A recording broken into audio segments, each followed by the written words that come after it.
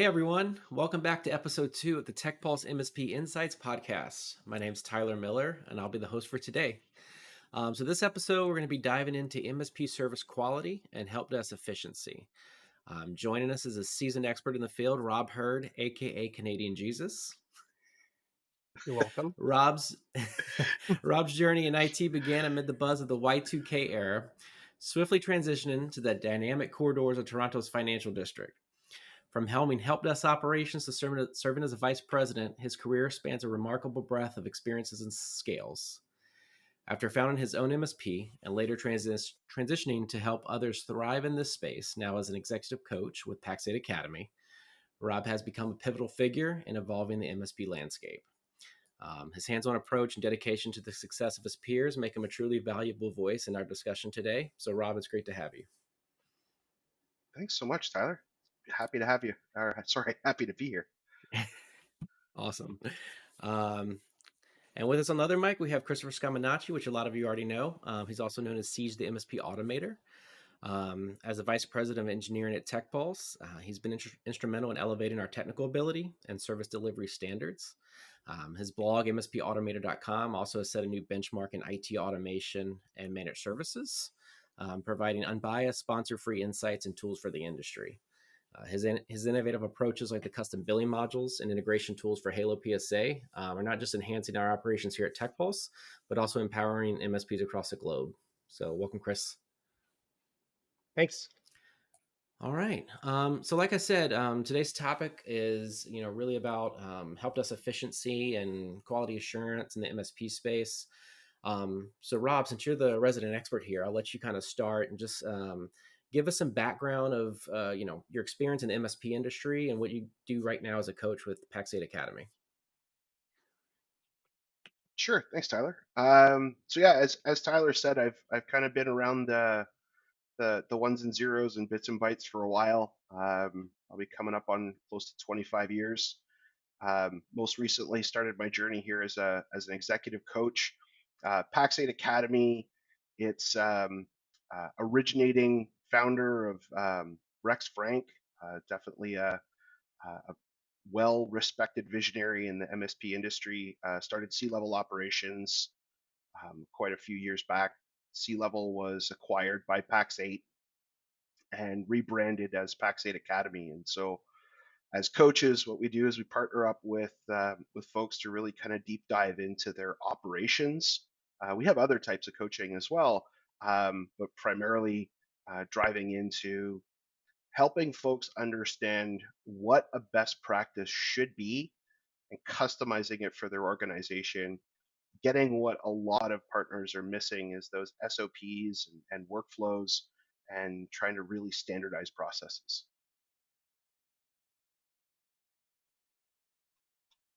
Awesome. Cool deal. I'll kind of kick us off here. And Rob, I'll throw this one to you as well. What does quality Sure. assurance mean in the MSP space, and how does QA help ensure consistent service delivery, and catches issues before they impact the clients and the quality of the service? Yeah, absolutely. So when we're coaching partners, we're trying to kind of ensure a few areas of the ticket are accurate for really two big key reasons. One is billing and one is reporting. Um, we actually have a internal process we call the 5 chances to get the invoice correct. A lot of these focus really around the ticket intake and the handling, but some coaches will actually tell you that there's a sixth unofficial chance to get the invoice correct. And that's when the client calls you up to complain that the invoice is incorrect. And it's reasons like this that we're really driving towards making sure we do everything we can as a service provider to validate what we are doing and making sure that it's done properly before it turns into what could be a disastrous relationship between the client and the service provider. Yeah, absolutely. Um, can you share how QA processes have evolved at your clients and higher performing MSPs? Yeah, for sure. So what I'm finding with kind of that higher performing MSP is you still need to be able to provide the same level of kind of quality assurance on and that quality validation without the requirement to manually review every single ticket, right? And so what we're finding is that QA process is it's an enhancement of the MSP and the relationship they have with the client, but unfortunately, it's also billable time, and so there's a labor cost to that. The most efficient MSPs that I work with have been able to find tools or systems that can help them review and identify the anomalies during the ticket without necessarily dedicating full headcount or expensive labor to the process. That's a really good point. I kind of want to drill into that a little bit. So it sounds like the options here are you do a random sampling, right? Where you're, because I think you mentioned, you don't want to QA every single ticket because obviously ain't nobody got time for that. No, none of us have time for that, right? Like you're going through 1,000 tickets a week, you're not doing anything else. It's a very expensive resource. You also mentioned that too, right? Like it's a very expensive Hmm. resource that typically has to do ticket QA. You have to be a technical resource, and you also have to be a management resource typically because you need to have the broad picture, but you also need to understand what's going on technically in the ticket to make sure that time wasn't wasted or that it was delivered correctly, right?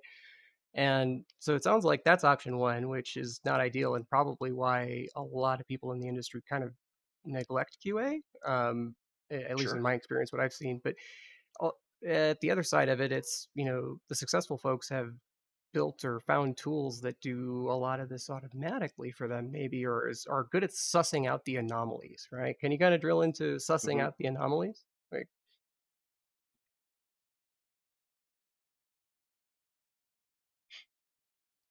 Sorry, Chris, I dropped out there for a second.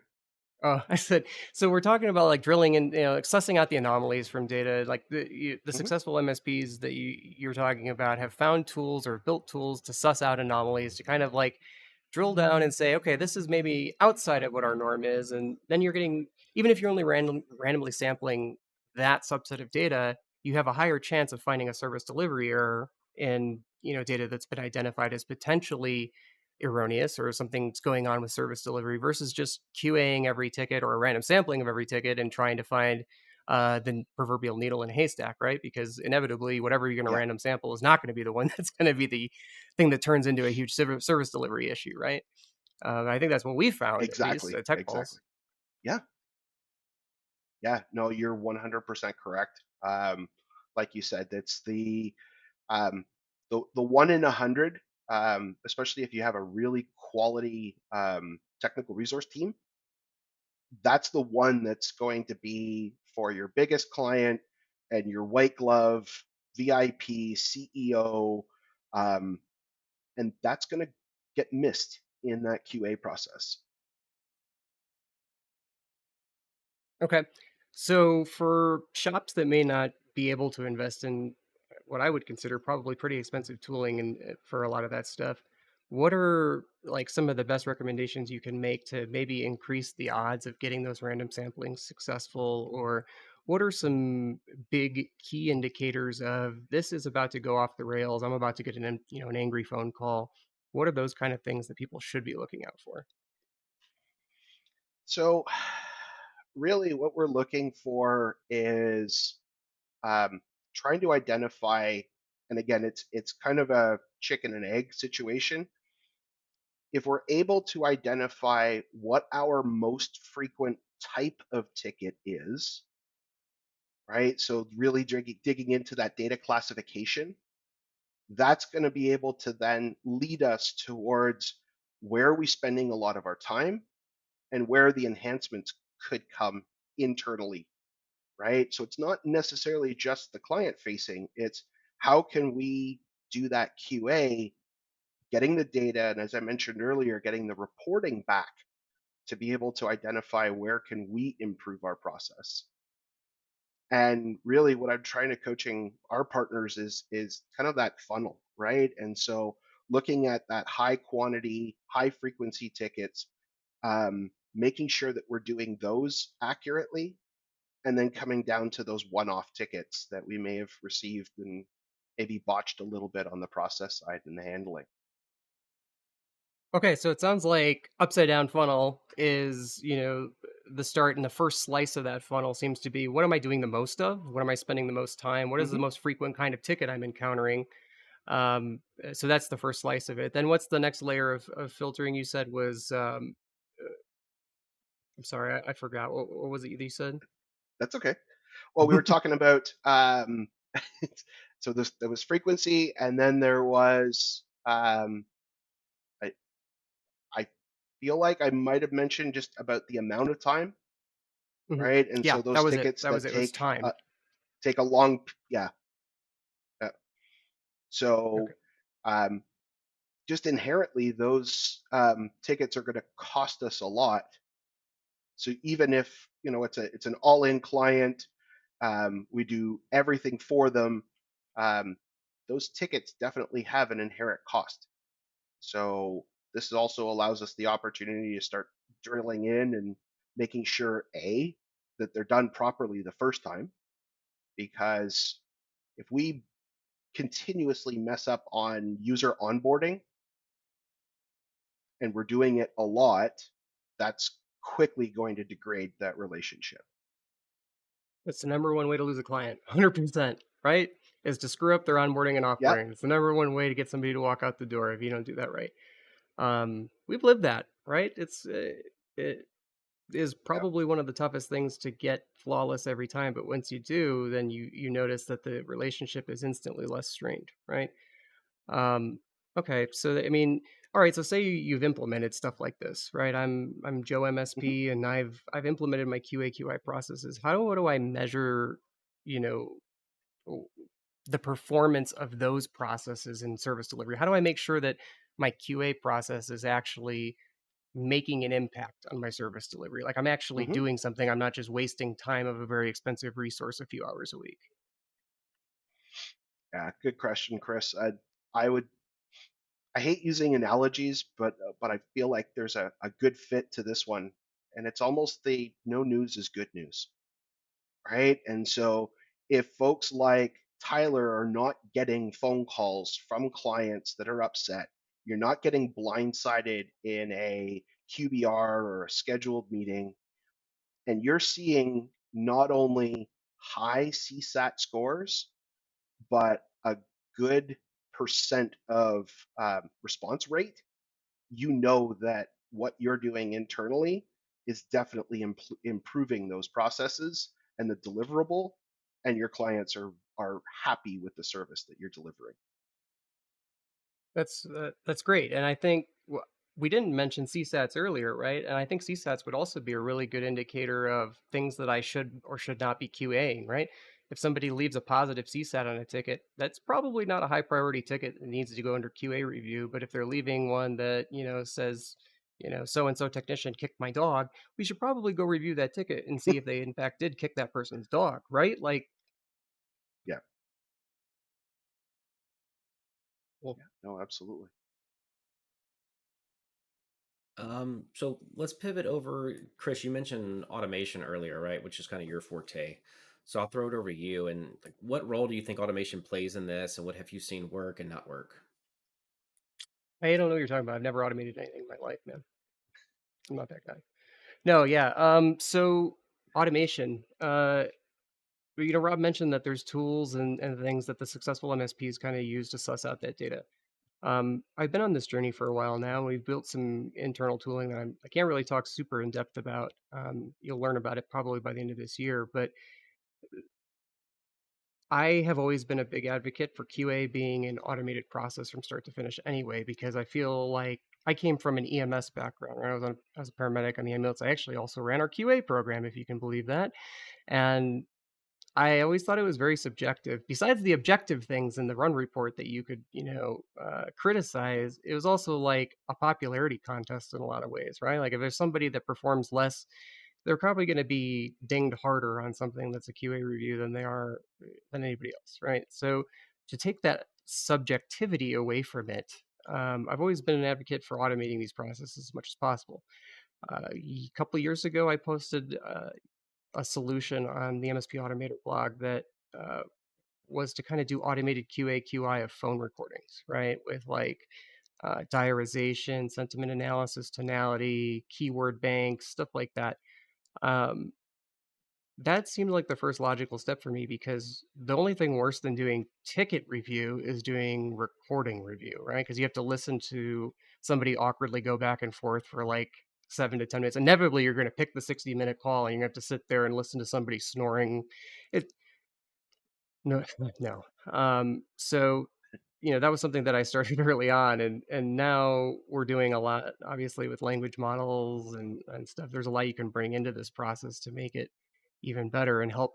It's not an end all be all, right? It doesn't take humans out of the equation, but it's really good for, like Rob said, sussing out those things that might be outside of normal. This is something that you should probably look at, human, because it's different than everything else. Yeah, exactly. And we'll get into it a little bit later, but I think there's a fine line right between automation and human interaction, and that comes up with a lot of what we talk about around automation. Is automation is not always the answer, right? It's supposed to augment that human review, especially in this case. Okay, cool. Rob, since you're a coach, right? I'm sure you have plenty of these, but um, are you able to discuss a case where QA dramatically improved an MSP service quality, or just kind of, you know, explain in general how you've seen organizations change and increase their service delivery and their client satisfaction after implementing these things? And feel free to Yeah, use for sure, TechPulse for as an sure. example as long as it's something nice. All right, so I can't use TechPulse as an example. So I will tell a story, and respecting privacy, I won't use the partner's name. But when I started coaching with them, they were letting engineers take a ticket all the way to closed. No QA process, nothing. And every single time the leadership and the ownership team were walking in, doing those QBRs, quarterly business reviews, or scheduled meetings, always a huge list of service complaints. And so they introduced a QA process. And Chris and I had talked about this earlier. They actually started with the dispatcher. So not someone who was super technical, but what they did with the help of the coach was build a very simple, high level QA process. And so initially, what they actually found was a lot of the tickets were not um, getting all of the issues resolved. So somebody was coming in and saying, kind of giving that laundry list, right? I need this, this, and this. And what was end up happening was technicians were taking those tickets, getting the first thing in the list done, and closing the ticket off. Right? They weren't, best practice, one issue, one ticket, breaking it apart. And so that was a big issue that they were able to suss out because they introduced some type of quality assurance process. The next thing that actually turned out was um, they were really drilling into what was supposed to be covered by a contract and what was not. And so what they were finding was work that was not supposed to be covered was set up in the system to not bill. And so the ownership was realizing, hey, listen, we got all this revenue leakage. And so it actually got to a point where they hired um, a reasonable technical resource as kind of a service manager, and their responsibility, again, ticket volume was reasonable. As Chris said, closing 1,000 tickets a day, you're not going to be able to do this by a human. But as part of their responsibility was going in daily and reviewing the tickets. And they found that what they were able to address in revenue leakage and the perceived value of improved client satisfaction paid for that position. That's a good I, point, I right? It's like an I added preach this bonus. to people all the time, right? When we're going through Halo implementation and they're like, "Well, yeah, we're 35 techs, but we don't need a dispatcher. We're just not there yet." Like, whoa, you could absolutely use like 5 dispatchers because you're going to get 4 times the Hmm. amount of tickets done without the guys answering the phone every 3 minutes and changing task switching. The worst thing you can do on a help desk, Oh, right, is stop doing something, answer the phone, and start doing something else. That's the number one way to guarantee you're never going to get anything done. yep. Oh, couldn't agree more. So Rob, we talked about we touched on, high performing MSPs. We talked about automation, but what would advice would you give to MSPs just starting out, right, to focus on QA and help desk efficiency, and like what are some of the basics that should be focused on and not get distracted by all the shiny things? So, Tyler, are you meaning like what are the aspects of the ticket that we really should be drilling into, or Yeah, just I would say aspects on the tickets, and just kind of in general as a process, right? What should they be focusing yeah? on? So, I, don't know, I really would lean to I talked about it earlier in the episode, getting that data right, because if you have garbage data in your PSA, you're never going to be able to understand um, what's going on and how to fix it. So that's one aspect of the QA, right? That's kind of that self-fulfilling prophecy of having somebody validate that the data that's going in is accurate, so that folks like Chris, who's an incredible technical resource, can put some kind of Power BI or some type of dashboarding or reporting engine against the PSA and get the data that you need to be able to make those data driven decisions. That's right. If If anything you're could be a brand first of all, keep saying nice things about me, please. And second of all, okay, data-driven decisions. Number one thing that should really take away from QA/QI. This is the one time the data scientists get to run free, right? Like data-driven decisions are really, really important here. This is where objective, hard, cold-blooded machines actually make the best decisions, right?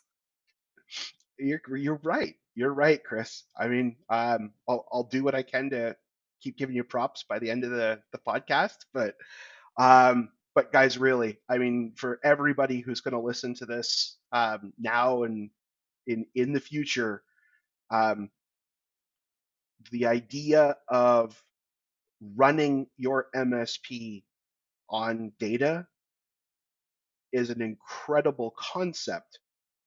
But if you're not validating the data that you're reporting on, it's as you're you're in a worst case scenario, because now you're thinking that you're making the right decisions and you're not. 100%. There's nothing worse than garbage data. Garbage in, garbage out. And it will directly Yeah. affect the way that you deliver service. And you may think that things like categorizing your tickets, holding a resolution category, making sure that there's a time entry on everything, you may think that that's not important now. Down the road, it's going to be hugely important. I mean, it is important now. Let's just be honest. It's important now. It's important if you're a 1 or 2 or a 3 person shop.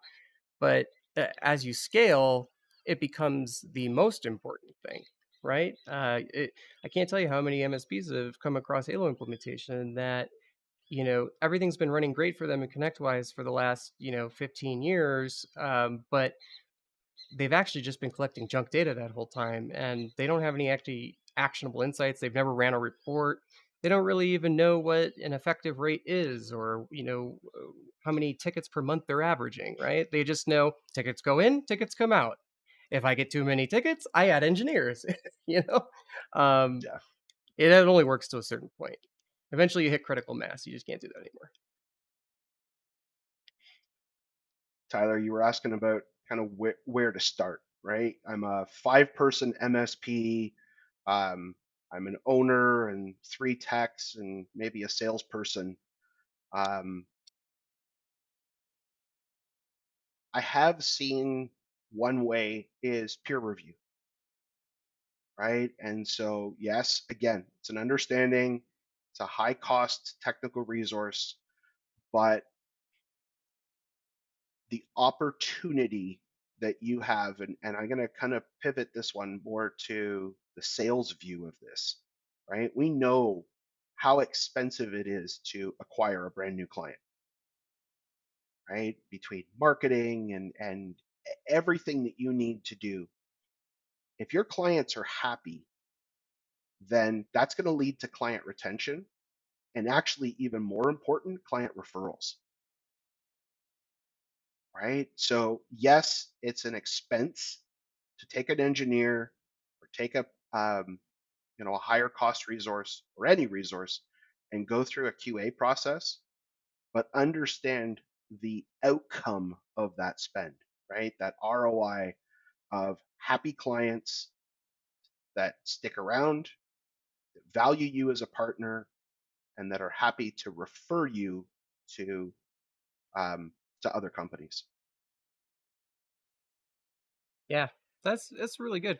And I'll add that a lot of what I hear from shops, that 5 to 10 user size is, well, I don't really need to do a QA program because I have my hands in all the cookie jars. I know what's going on, right? I know if there's a problem, but you don't.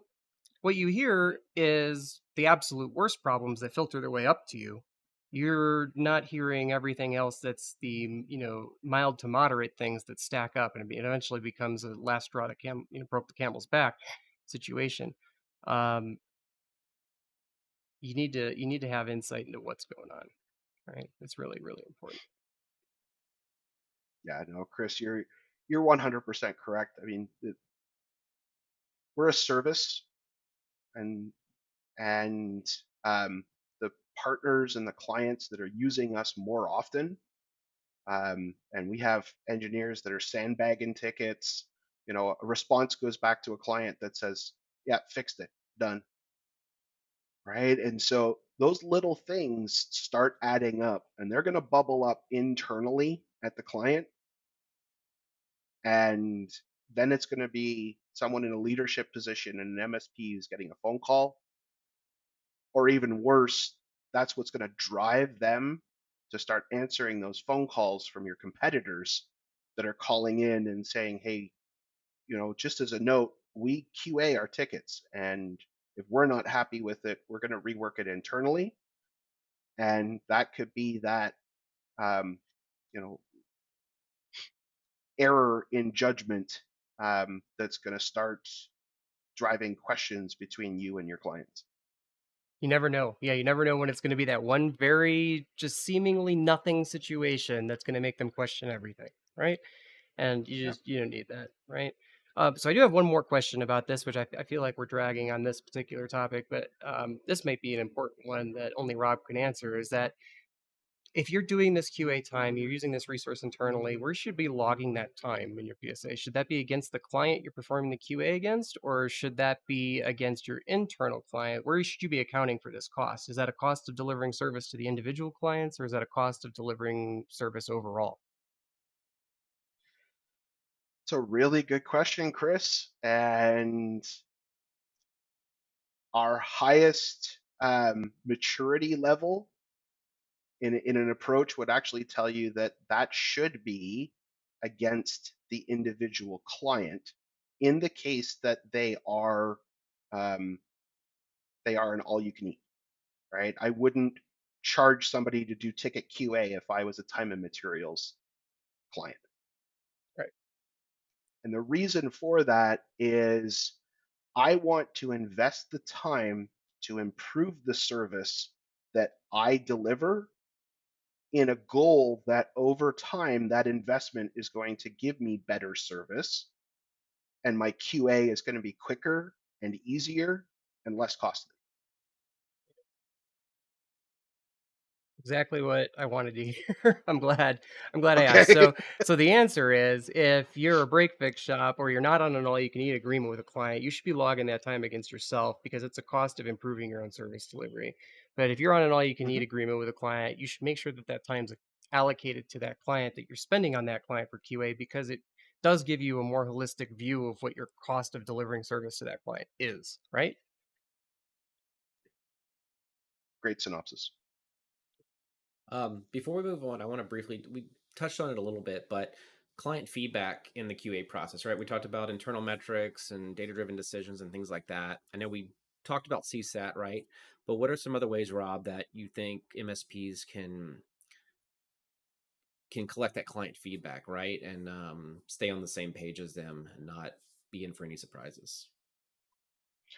Yeah, great question. Tyler, I really drive to regular client touch points, right? Don't just wait until the end of the contract, the annual, hey, by the way, we're jacking your rates 10%.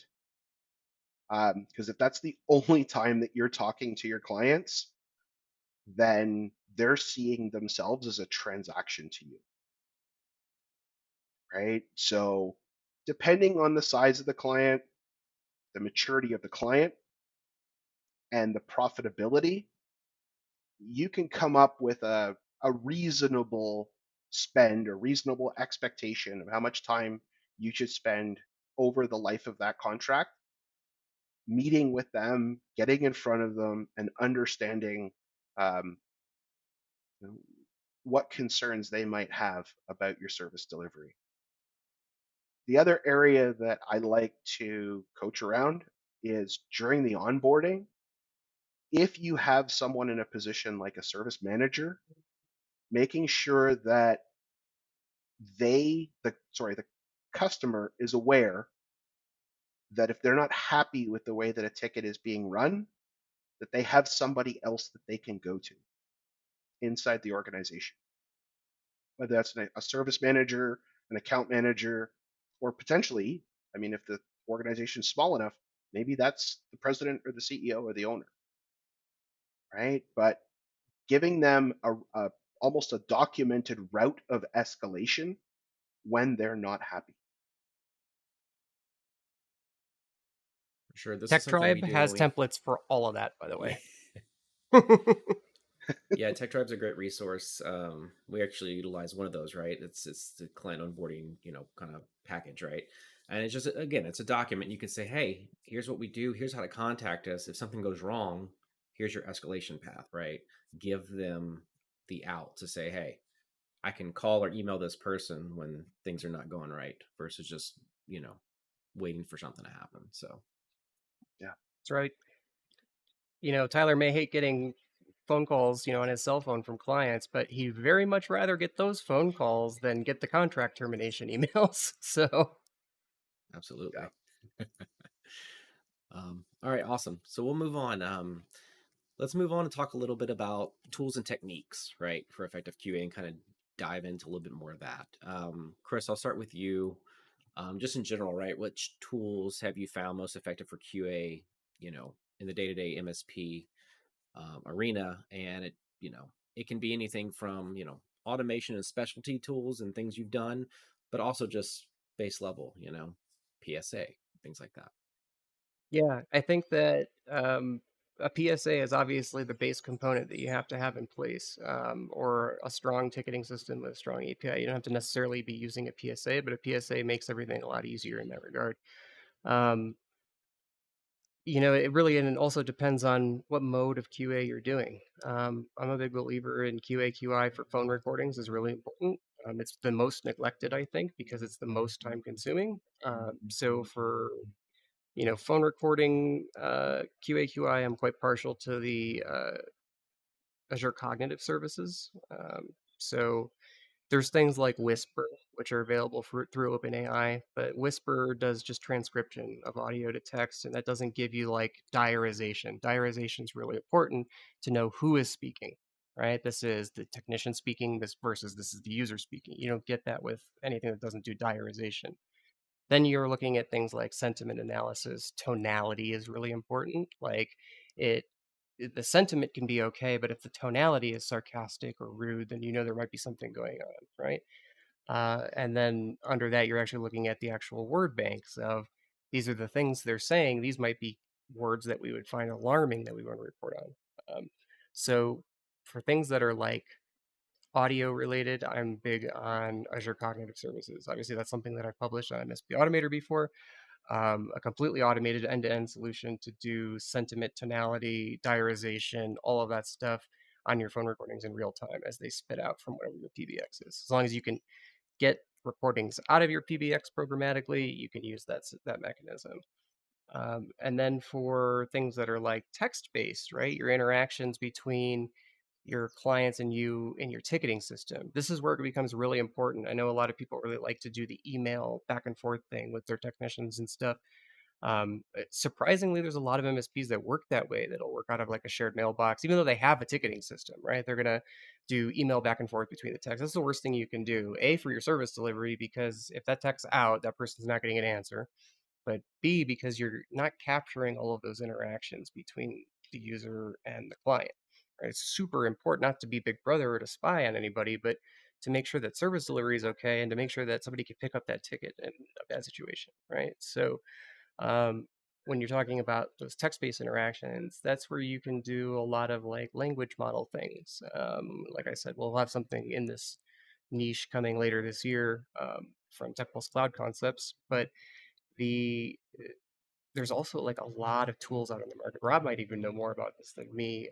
I've tried a few of the tools that have been out there, things that do like AI categorization and stuff in your PSA. I've never really done it for me, right? I feel like in the MSP industry, we have a very, very specialized way of delivering service. It doesn't really work. Those kind of generic tools just don't really fit our needs, right? And I know there are some specific ones that are tailored to the MSP industry, but I've never really heard of anybody having great success with them. So I'm interested to hear. Yeah. Rob, is there anything that you've seen work well with your partners, or the MSPs you've worked for or ran? Also, if you could after that just kind of talk about maybe the role of like things like documentation and knowledge bases and things like that when it comes to relates to QA. Yeah, no, great topic. And Chris, I'm going to ask you a question and then go back to Tyler's. What are your thoughts on QAing fully automated tickets? Like tickets that are generated and closed by an automated system. Yeah, so we all know that there are tools out there that are making it a little bit easier for the run-of-the-mill MSP to automate certain processes. Don't need to go into details of some of the vendors that are available out there, um, Wise. but do you feel that there would be a requirement or a potential exception that we wouldn't need to QA something that was scripted, functioned, and we got the checksum back? I'm going to start showing my age now, but the return value that said everything was good. Do we need to run those still through a QA process? That's a great question. And the answer is yes. And the answer is even more so than the human interactions because humans can be trusted most of the time to get the interaction correct, right? Um, So the way that I do this is I use a weight-based system, right? And I weight my random samplings a certain way across clients. This is a proprietary method that I use. But the idea is clients that may present a higher incidence of service delivery issues get weighted heavier in the algorithm, right? And it's anywhere Okay. from 0 to 0.99. 0.99 means 99% of your tickets are getting QA'd, right? The average client, I would say, is around 10%, 15%, maybe even 20%. We QA automated tickets at 75% because there's very small room for error if a QA ticket, if an automated ticket fails to deliver. It can throw success and say it did the thing that you expected it to do, but unless somebody actually Hmm. verifies that, you don't really know. And it could go off the rails very Okay. quickly. And I do that on a sliding scale. So when I introduce a new automation or something that's doing something service delivery wise, I start with those weights very high and then I crank them back down as I become more confident in the system. But I never really Okay. go below 30% because I really want to know immediately if something's going wrong. Sure. It's very, very hard to talk your way out of a situation with a client where you're like, oh yeah, this automated system just went rampant and did this thing. Sorry, they don't react well Right. to that. Or, maybe there was a change in the input and we didn't recognize it. And no, okay. Good feedback. And Tyler, where I was going with that is, um, I had originally, and again, I don't look at automation in the same detail as Chris does, but wondering, if in the MSP industry, if we are moving towards more routine process, scripting, automation, um, would that allow us to QA tickets less, right? And to Chris's point, when we introduce those processes, we probably want a higher QA and getting that validation of output, but without changes in the process or the inputs or the outputs and a high success rate, then maybe we can get towards um, looking at those tickets a little bit less um, without going down the automation route with either a third party tool or partnering with folks like the TechPulse Cloud Concepts. Then, Tyler, you hit two big nails in the process, and one of them is documentation, and the other is checklists, right? And so making sure that those are showing up, right? Let's go old school, right? Let's get the three-part form, right? And I'm gonna put my check marks in every single box, and I'm gonna sign the bottom of it, and I'm gonna keep a copy, and the service manager is gonna get a copy, and the client's gonna get a copy, right? And so there's accountability on these are the steps that I was supposed to complete, and I put the check marks in all the boxes. There's the QA for you. Yeah, I think the checklists are really important, right? Because, I think all MSPs struggle with that, right? Like even if you have the perfect documentation, sometimes the engineers or techs just go rogue and, think they know it Hmm. and something changed and they didn't realize something changed and they didn't do it properly. And then it creates a service delivery issue. So, Yeah, no, absolutely nothing worse than, um, Chris made the joke about you win and lose a client on their user onboarding and offboarding, right? And so HR says, oh, wait, the engineering team has to be part of this distribution list. And that gets updated in the documentation. And the primary engineer who's typically doing it says, oh, I've done 5 of these last week, and does 5 more, and none of them have the new step. And HR is like, yep, but I told you guys this is a needed step. And now we got egg on our face. Yeah, QA doesn't start when the ticket closes. QA starts before the ticket starts with documentation, right? And this is like the hardest thing to beat into your service delivery team is I don't care if you just did this yesterday. Every single time you do a procedure, go look up the documentation for that procedure because it changes frequently. Those are living documents, right? Yeah. yep. And I think this goes into the balance between manual and automated QA processes, right? Here at TechPulse, Hmm. Chris tries to automate as much as possible, right?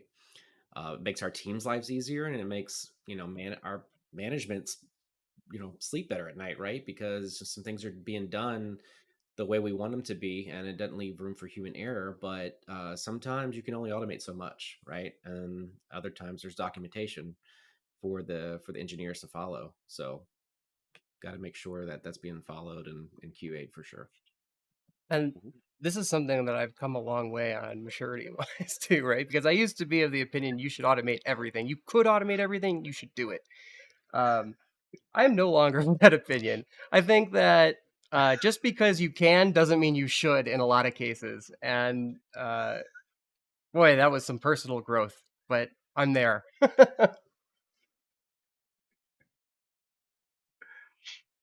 All right. I'm glad we have that on Um, recording.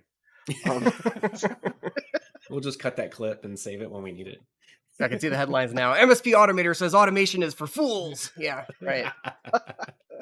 it. Oh. Um, Chris, this one may be for you. What are some other like communication tools, right? For internal communication, keeping the team aligned on quality standards.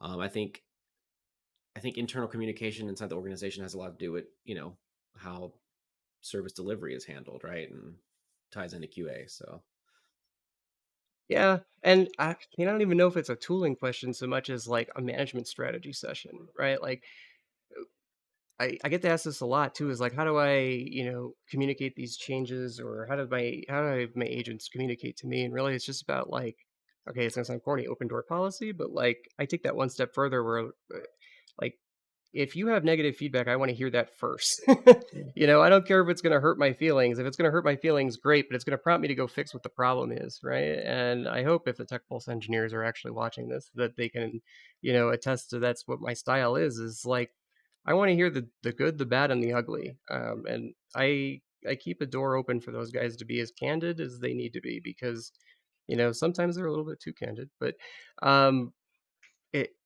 I would rather know if something's bad or if something's in their way or if something's preventing them from doing their job, even if I could create something that I think is just a functional masterpiece. But if they're like, "Hey, Chris, this sucks ass. You can't even do anything with this," okay, back to the drawing board. My feelings are hurt, but also I'm not going to be the person that's going to stand in everybody's way. So, and I think that I see it a lot where people rule with an iron fist and they don't want that negative feedback from their agents. They just want positive feedback, and the negativity is not going to get them anywhere. Well, sometimes things are bad and you just got to accept that they need to be done in a different way, right? The process you've been using for the last 10 or 15 years isn't going to work anymore. Time to, get a new groove. But make yourself reachable, make yourself available, Slack, Teams, whatever it is, communicate with your staff, make sure that they can talk to you about anything. We have a morning stand up 4 days a week, right? No meetings Friday. We tried it. Failed almost immediately, but we don't have a stand up on Fridays. Monday through Thursday, we got the company stand up where everybody can ask questions. And, I am frequently eviscerated on this call, but, I take it on the chin and I iterate again.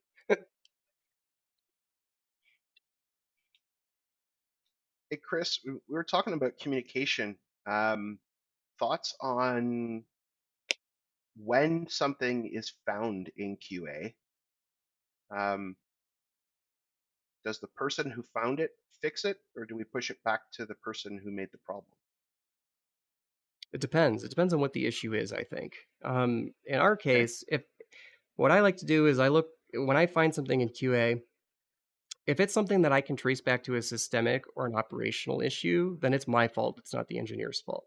And I need to fix whatever the systemic underlying problem or the systemic underlying operational issue is before I go say, hey, this happened and we made it so this can't happen again. But it, it really depends. Now, if they like, and this is a real example, laughed at the owner of a company when they asked for their cell phone number to text them a picture of something wrong, then we'd be like, listen, you go apologize and, have them text it to the 800 number where we can get it. Like, you know, so it really depends. If it's something like they need to do a mea culpa on, and it's a training thing, and it's like, hey, let's reset the clock here and make sure that you understand it, like great. But in my experience, Okay. I would say most of these things that I'm finding tend to trace back to operational issues, and that might just be where we're at in the operational maturity life cycle of an Yeah. MSP, right? I'm not sure if that applies to everybody. You could probably tell me. No, I think that it's important for all the folks, listening in to understand that there's an opportunity for improvement, whether it's process or whether it's people, right? That's going to come out of that QA process as well. It's not just making clients happy; it's making us better.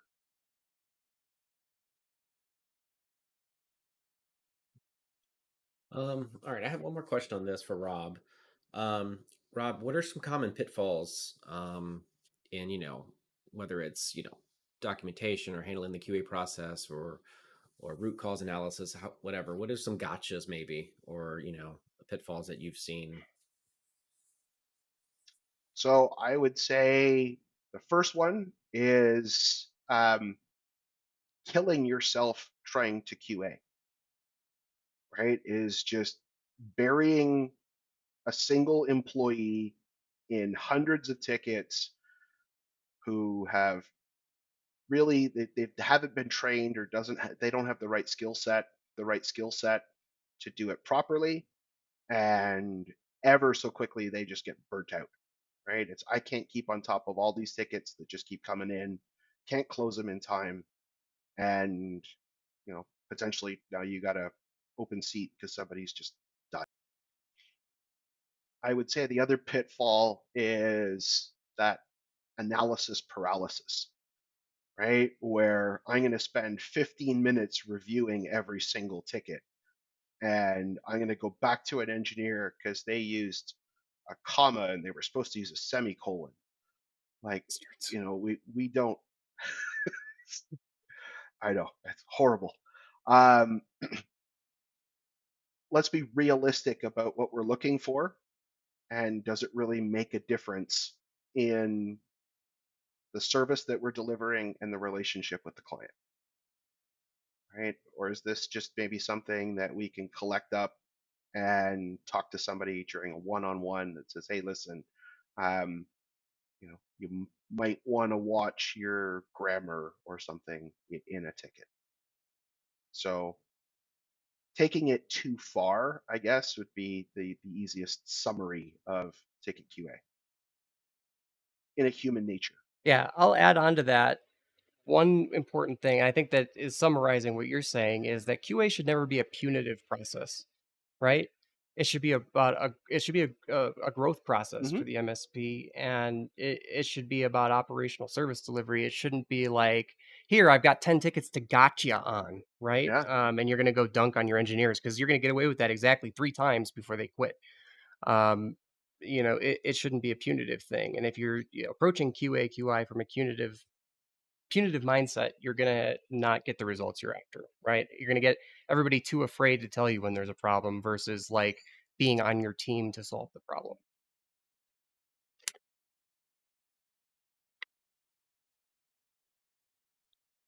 All right. So I kind of want to move on to like more of like optimizing help desk operations, help desk efficiency. Um, Rob, I'll start with you. We can maybe talk about some best practices on the help desk for like ticket intake and things like Hmm. that. But also, what are some performance indicators, some KPIs that MSPs should monitor to assess that help desk So efficiency?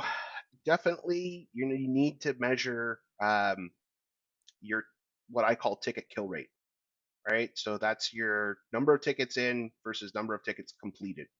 Notice I said completed, not closed, right? So um, having the ability to understand, am I bailing water out of the ship or is the ship sinking, um, is critical in understanding, am I staffed right?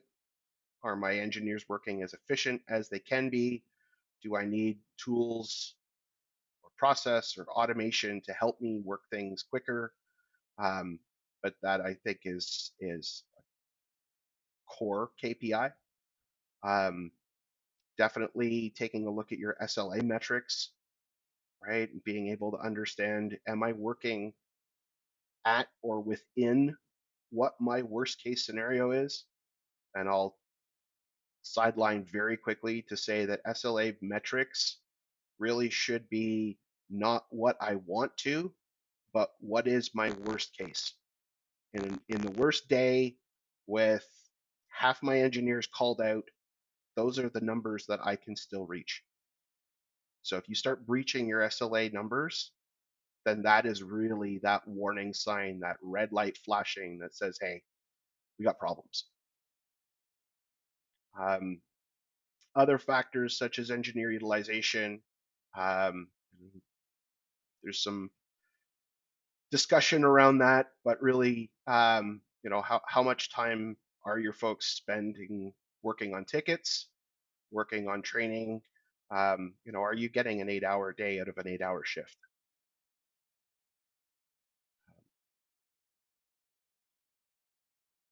Any other numbers you guys are looking for? Yep. Today's winning Depend lottery numbers would be great. depending on what country, yeah. um,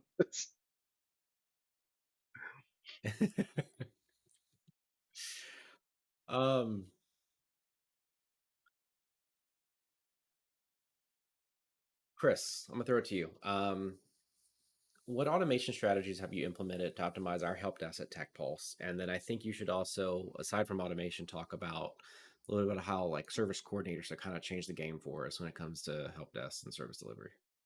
Yeah, let me actually do it in that order because the service coordinators are the unsung heroes of an MSP. They're not an expensive technical resource, but B, they're the ones with their hands on the wheel all the time. They're worth their weight in gold, and we were really resistant to this idea back in the day, right? I think we actually brought service coordinators in at the beginning of working with Rob years ago, right? Like that's I think when we kind of started seeing the light in that regard, and boy, we'll never go back. Um, yeah, it task switching. It's the worst thing you can do. You know, I'll never get yelled at by Tyler for not picking up the phone again. Service coordinators are the most important unsung heroes of the front line of your MSP, right?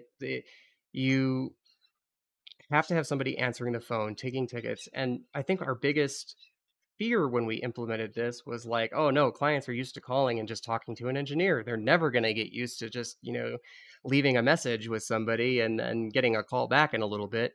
And I think we both almost died of anxiety when we, started implementing that. But we actually found it was the opposite, that people were actually very much more happy with that than, potentially rolling over to the answering service and getting the exact same thing, but not as high quality and potentially not as quick of a response.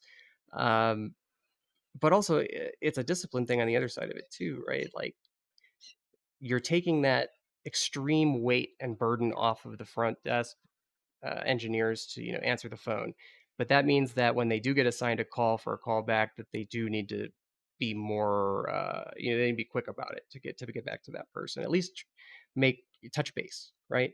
um, Obviously, I think we still, do some live transferring of some very specific high priority items, but it's pretty hard to get a live transfer nowadays. And I think we've seen across the board that service delivery has really improved with that, because now the engineers get to decide what's, you know, important and what's not, what they need to work in order. They're not just like, oh, you got to stop this super critical thing and answer the phone for this printer ticket that's going to take you 6 hours. It, there's no way to run a help desk like that at scale. It can't be done. It just can't. And anybody that's telling you that it can be done is wrong. Uh, the single most important hire you can make is that service coordinator, just to answer phones and take tickets. I swear. And I don't know where the official party line is about what size your MSP needs to be to bring those service coordinators on. I'm a big believer that like once you're at like 3 techs, it doesn't hurt to have somebody answering the phone, right? That may be too few, but uh, it's not an expensive resource for $20 an hour to have somebody answer the phone and be able to take tickets, and eventually that person might train up to do some Mhm. simple quick fix stuff. Um, it's invaluable just in every possible way. We've offloaded a lot of technician work to those service coordinators too, to make even the technician burden even less. Things like scheduling site visits and uh, coordinating appointments and onboarding calls and stuff like that. It's something that you don't need expensive technical resource to do, and it's a waste of their time, right? And they're not going to do a great job at it because it's not what they are supposed to be doing. They're supposed to be doing tickets. Um, so yeah, now like to kind of switch gears to the automation side of that question, what have I done to automate a lot of things on our help desk? It's little things here and there. It's not like you're going to automate everything front to back, right? You should never come to your help desk and say, "How do I replace people?" Because it's never going to work. Language models, they're going to get to a point where we're going to start seeing a lot of this. We're going to start seeing a lot of people forcing that square peg into that round hole. How do I cheapen my service delivery um, and get it to within a tolerance margin that people aren't going to leave, but they're not going to feel great about it? And I think that we're going to see a lot of people go that way. And I think that's going to leave a lot of open space for the MSPs that do still include a human touch, right? That's probably where we're going to see the industry go in the next 10, 15 years. But as far as like easy low hanging fruit that you can automate in the help desk, user onboarding, user offboarding, those are again your number one, number two thing that you want to look at in automation for a help desk. Because it ties back to the thing we talked about in the first, section here, where we're talking about what's the thing that's going to make your clients walk? It's onboarding and offboarding if you do it wrong, right? So that's obviously a good candidate to automate there, but also because it tends to be the thing with the most amount of steps and where we make the most mistakes. So if you're making mistakes in user onboarding and offboarding, it's usually because it's a multi-part process. Either the agents aren't reading the procedure every time that it's changed, or there's just so many steps that they've found these shortcuts that they're going to use to work around certain things that may not be actually doing what you're expecting them to do, and maybe that procedure is defined a certain way for a certain reason. Um, they tend to lead to the most service delivery issues if they're done wrong, and they take a lot of time. So, onboarding and offboarding, I think, was the logical step for us to really try to cut down a lot of things with automation. And I would wager that it's the lowest hanging fruit for any MSP. If you have a big client that does a lot of turnover, even more so. Then we started looking at things like decision support, right? So when tickets come in, how do we help the engineer get to their end conclusion faster? How do we find the documentation that they need? How do we, determine if they didn't have the documentation they needed, and instead we're going to have something trigger at the end of this workflow that says either creates the documentation for them or, you know, prompts them to create the documentation themselves. Uh, Things like that, right? Then you can pull in things like automations to send. PagerDuty was a good one, right? Uh, Having an answering service page your on-call tech sucks. PagerDuty is actually pretty sweet. I never really played with it much, but once we started getting into it, even the engineers really liked how it worked, right? So now you've got an automation that after hours just pages them right to their phone. And maybe if they want to send it to benchmark, they just push a button and it goes to benchmark 365. And really nobody's got to get on the phone or, be around to talk to that person to tell them what to do with something. So, there's a few examples, but I've been talking for a long time. So,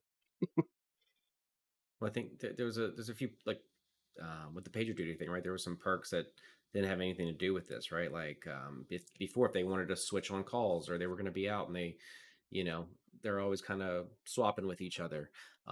They had to do that with one of our operations person. The operations person had to go update the calendar, then they had to go update the calendar with the answering service. It was this whole thing, and PagerDuty just allows them to swap, and it's done, right? So that was an added benefit. absolutely. PagerDuty, give us free stuff and we'll say more nice stuff about you. Oh, um, Rob, do you want to piggyback on any of that as far as like maybe the service coordinating, or any like key changes that you've seen MSPs make and it just drastically improved their help desk efficiency?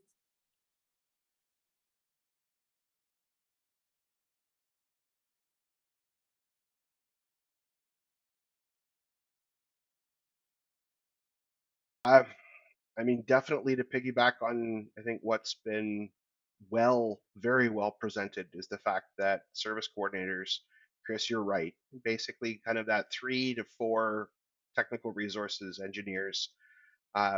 When you can get to that point, because most MSPs are going to have all 4 of those phones ring for every single incoming call, and even just the audible distraction of I'm in the middle of trying to fix something and my phone starts ringing is taking a resource that maybe 3/4 the price. I mean, it doesn't really matter, but think about the mental distraction of an email coming in or that phone call and letting somebody else do the administrative function. Um, I have partners that use their service coordinators as the random follow up, right? Pick up the phone, call the client. Hey, was just following up. I know that Chris recently resolved your ticket. I know you got the survey, but this is just the personal touch, right? I mean, imagine that from a customer service perspective. How often do you actually get not just the survey from Verizon, but an actual person calls you up just to make sure that you were happy with your interaction? right? That Yeah, could write that be down, a big Tyler. We got to start doing that. cultural differentiator as an MSP. And now, half the MSP industry is going to start doing that. But um, from from the automation perspective, I mean, Chris, with your Halo implementations and with some of the folks that I'm coaching, they may not have the budget to be able to look at a third party tool that can do QA and a lot of really heavy automation. So I would challenge some of the folks to even just take a look at your RMM tools and simple automation like application installs, right? If you can get that done without having to remote in, take over a computer, and manually install an application, think about that from a client perspective. You've now scripted the install, you haven't taken over the computer, and all of a sudden, Adobe shows up on their workstation. You've made it easier for the engineer to get their job done, and you've made it easier for the user and their interaction with you. So it doesn't have to be, giant tools doing, no touch workstation onboarding. Yep, absolutely. You should And have some of this is those something tools that, to be able to we're working on leverage, too. I even actually just built something introducing similar a for another level of MSP automation. where they have like their service catalog set up with their software suites that might need approval, right? And somebody can go in there and make a request in the portal in Halo, and it'll automatically start the approval to their manager. Their manager will approve it, and then Halo will trigger the automation and add them to the group, and then Intune Mhm. will push it. Um, that's actually a zero touch service delivery, you know? Um, eh, I mean, it probably shouldn't be zero touch, but it is, and it's cool. And, you can brag and say it is zero touch service delivery. So, yeah, I mean, those kinds of things. How much time would that take one person to do versus making Yeah. that a completely automated process?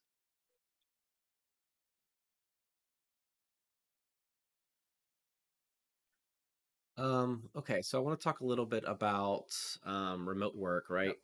Especially since the pandemic, a lot of teams are remote. Here at TechPulse, we're primarily remote.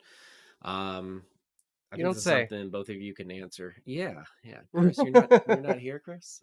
That's not a green screen. No, that's really the Andes Mountains back there. I think it's something both of you guys can touch on. But Rob, I'll start with you. Like, what adjustments are necessary? What have you seen work and not work when teams, especially help desk teams, are spread across the country?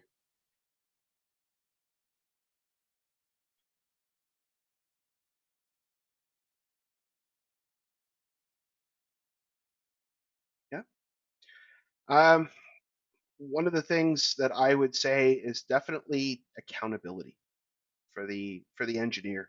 Like if I'm talking just help desk, right? Is that folks that may have been able to still answer tickets under micromanagement Yep, and hardcore supervision may not be the right people for that type of position in a fully remote environment.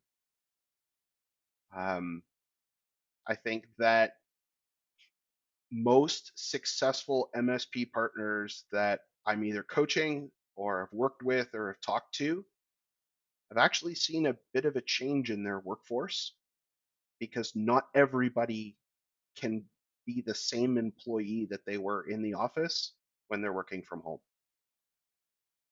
Um, sure, there's tools out there like ActiveTrack, but I think that those tools are, in my opinion, a last ditch effort, right? Is that if the employer doesn't trust and the employee has breached that trust, then that's a different conversation. I don't need a tool to prove that, right? Especially on a help desk. If I give you 10 tickets and I think that that's going to take you all day, and you come back to me to say, oh, I only got 2 tickets done, then there's probably proof that absolutely. I think if you you're weren't at your desk that whole time. And if you're an MSP that uses Active Track or Very Auto or anything, and that's just like your standard baseline from the start, I think you might be starting the relationship with your technicians on the wrong foot.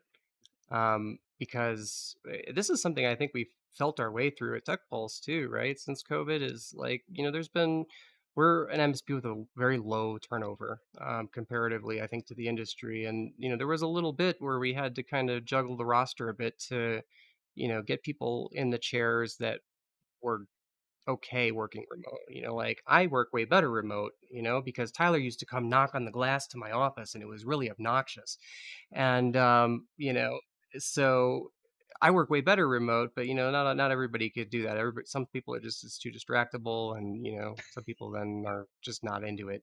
But it's a good SDM or a good manager is going to know if work's not getting done, right? Even if I'm really super busy, I understand if somebody's working or not working, right? And that's where you're also towing the line QA QI wise, because part of good QA is kind of looking at metrics for each agent against maybe what a calculated baseline or average might be. And one person can throw that average way up or way down, and that's usually an indicator that something's going on right there. uh, but at the same time, you can't do something like do a one for one comparison between a tier one agent or another tier one agent, because everybody works differently, right? And that's the hard part to get right. Is like, okay, how do I know you're doing everything you should be doing without saying, oh well, this person's doing 70 tickets today? Because you're always going to have rock stars that are just going to smash tickets, right? And it's unrealistic to think that everybody's going to work at that capacity, right?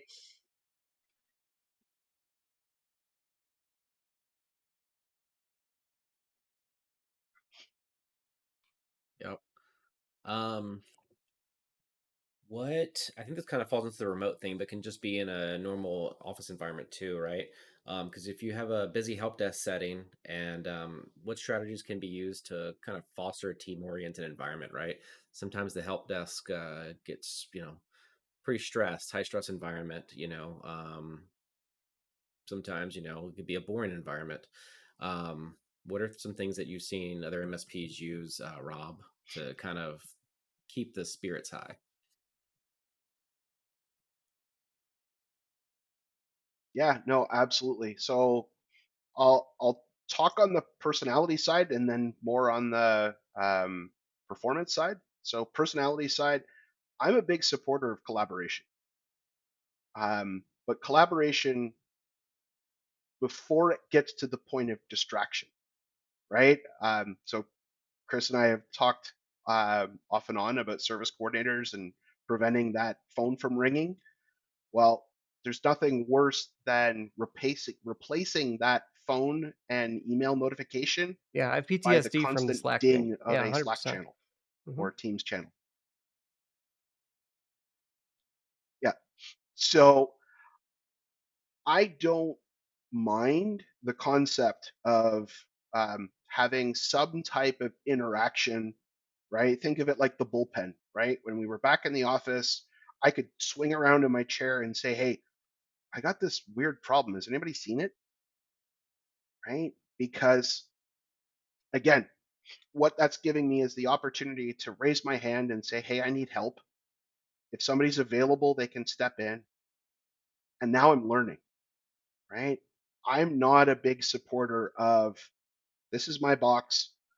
I can only go so far, and then I just got to pass it off. Because the chances of me going back and reading that ticket note and learning about it is pretty slim because my calendar's slammed with a whole bunch of other tickets.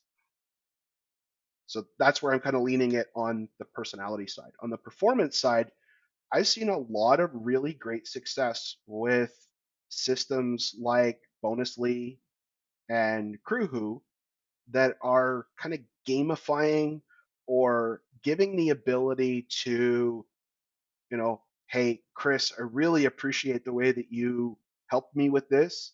Let me give you 100 points, right? And then as an owner, Tyler's gone in and said, hey, for 1,000 points, um, we're going to send Chris, I don't know, um, a bucket of queso, right? Or some raisin cane, right? We're going to send you, we're going to turn you into a caniac, buddy. Uh, so those, just those goodwill measures of not only from top down, right? Manager says you did a good job, but that peer recognition as well. And I think that it's important because you don't get the attaboy, you don't get the physical pat on the back to say, hey, you really knocked it out of the park today, Yeah, that's like really you did valid, when we and were in we the use office. Crewwho internally, right? And our guys, I think, lovingly refer to them as help desk pesos. But it's we have the thing turned on where if we get a positive CSAT, it blasts it in the support channel for everybody to see, and everybody celebrates those, and then Hmm. we like to give funny badges. Sometimes I always give Jude an odd amount of help desk pesos so that he'll never have an even amount, and it drives him absolutely nuts. And I'll do it until the day I die. But it's a fun system. It helps with recognition, right? Like people feel like they're being recognized, and it does, even they can trade them in for gift cards or whatever it may be. I think we're doing PTO days too, right? Like they have enough. And we gamify like the number that they get Hmm. every month and stuff like that. But so going back to the collaboration thing that you mentioned though, what are your thoughts on like ticket swarming? This is much to my chagrin, this is becoming very popular in the MSP community for some reason. I think it must make your skin crawl because it's like the whole, Hmm. academy spiel is use the cheapest resource for everything, and this is like let's throw every resource at everything. Let's swarm every ticket. So I'm dying to know what your thoughts are on that. Hmm. Yeah, sitting up here in the Great White North, and you managed to give me goosebumps. So thank you. Um, excuse me. So I am not a fan of ticket swarming. I am a fan of, and I mentioned it already, collaboration, right, and cross training. But when I look at this as a financial coach and as a previous MSP owner, and imagine what the cost of those swarmed tickets are to me, um, I, I I can't justify it, right? I know that there are add-ons and tools available to now encourage owners to empower people to swarm tickets. Um, I don't. but from a resource utilization and labor cost, and to be honest, it's you get one client who's getting 90% of your technical resources. What's that doing to all the rest of your clients who I, a P1 This is might come in? something that it makes no sense why it's even transited into this industry because ticket swarming was designed to be used in like internal IT shops, scrum teams, things like that. It doesn't really play in a shared services model, at least in my Mm, opinion. And I think that people that are like super champions for ticket swarming at the MSP level must not be the ones paying the bills because it doesn't make sense. You can't do all you can eat by throwing every technical resource or even more than one expensive technical resource at every single ticket. It just doesn't make sense, right? no. Yeah.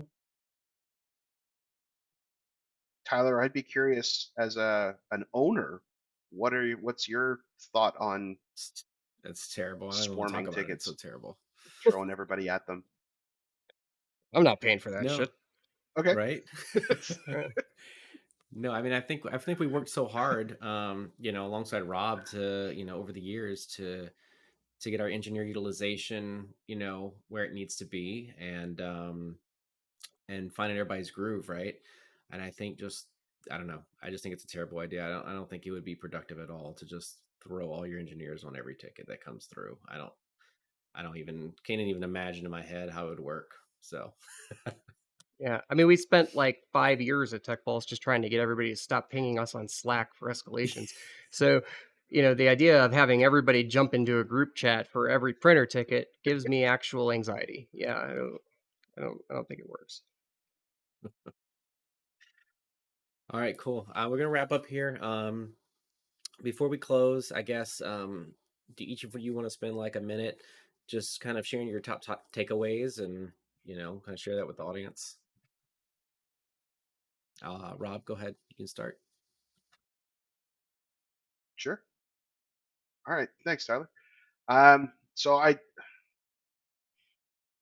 would start by saying that um, if you're not, heading right back to the beginning of the podcast, if you're not doing ticket review, right, whether that's QA, QI, formal, informal, you probably don't know what you don't know, and you don't know what you're missing.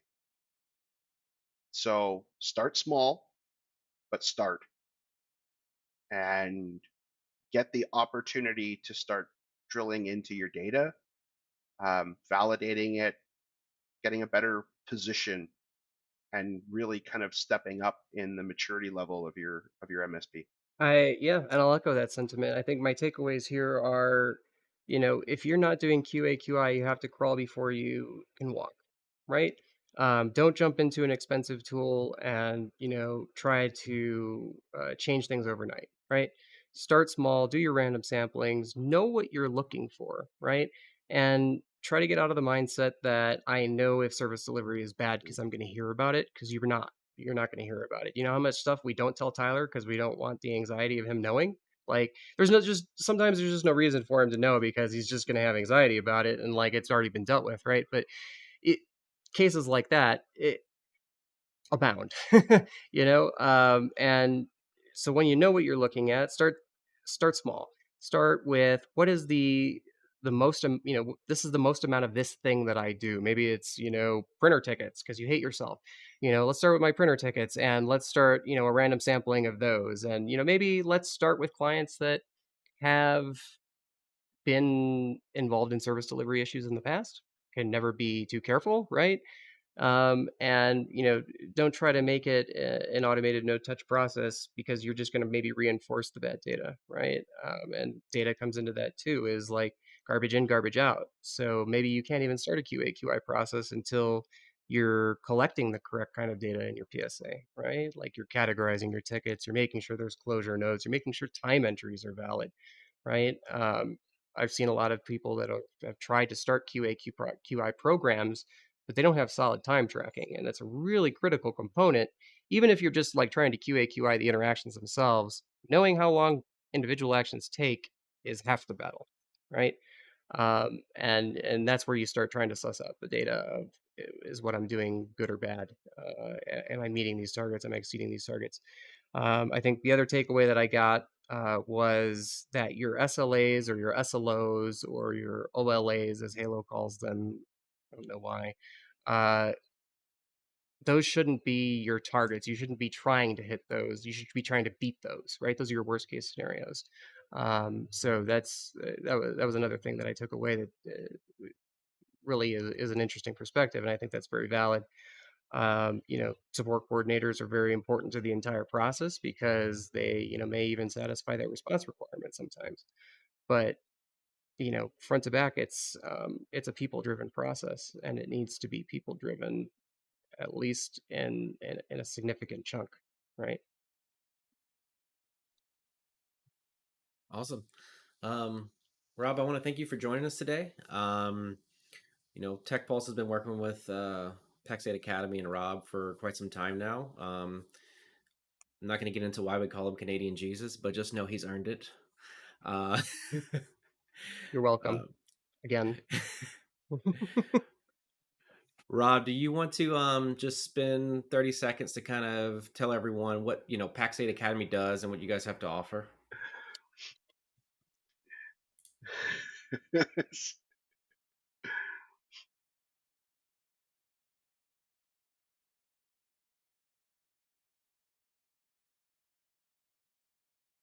Yeah, sure.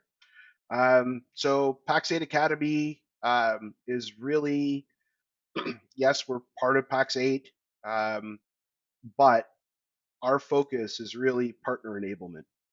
Our goal is to educate and to enhance our MSP partners, so that they can be better MSPs. We're not out there trying to sell you anything. We're really just trying to be there to be the stepping stool, or the nudge that you need in the right direction. As coaches, and coaching is only one component of it.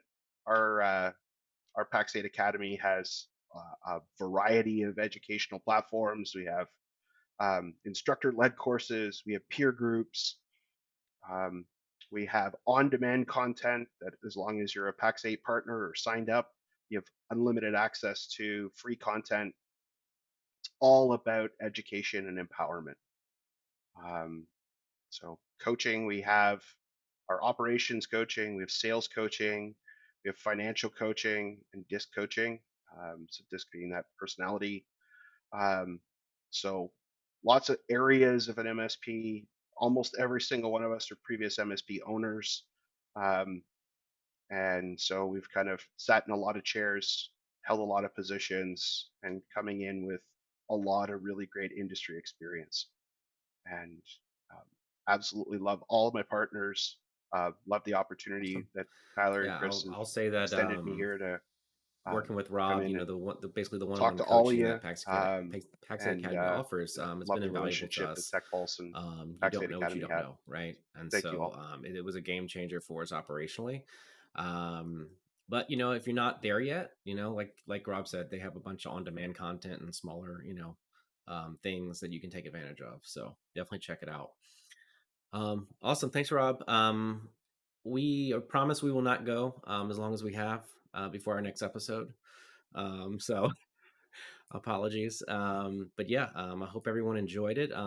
Looking like next episode, I'll go ahead and tease it. Um, we're looking to do a roundtable discussion with most of the Halo PSA integrator partners. So that'll be an interesting to join in and get everybody's perspective on that. But yeah, till next time. Thanks, everyone. Thanks, Rob. Thanks, Chris. Guys.